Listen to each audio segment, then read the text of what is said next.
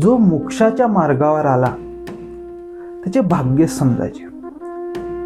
कारण गोष्ट कशी आहे, माणूस स्वतःहून मोक्षाच्या मार्गाने हे गोष्ट समजण्याच्या मार्गाने येणार ही खूप कठीण गोष्ट आहे.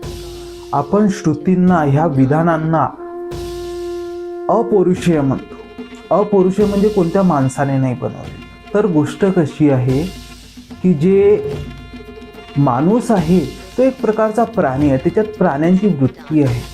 ते प्राण्यांची वृत्ती सगळ्या माणसात सारखी आहे. एखादी गोष्ट वेगळी दिसली ते आपण म्हणू शकत नाही माणसाची, त्याची एक लक्षणं राहतात. ते लक्षणच जर त्याच्यात दाखवत नसेल तर ते आपण म्हणू काय माणसाचे आहे. सगळ्या व्यक्तींना जे निसर्ग आहे, जन्म आहे, समाज आहे, ते हेच शिकवते की बाहेरची वस्तू घ्या, त्याने आपले घर भरा, त्याने आपले खिसे भरा, त्याने तुम्हाला शांतता भेटेल, सुख भेटेल, आनंद भेटेल. भेटत आहे काय याचे कोणी परीक्षण केले नाही.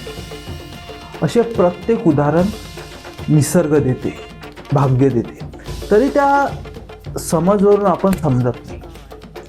असे आपण याला जेव्हा समजते, यातील एकाला जेव्हा समजते, ते मानव जातीचे वाटत नाही, ते मानव जातीपेक्षा वरचे वाटते.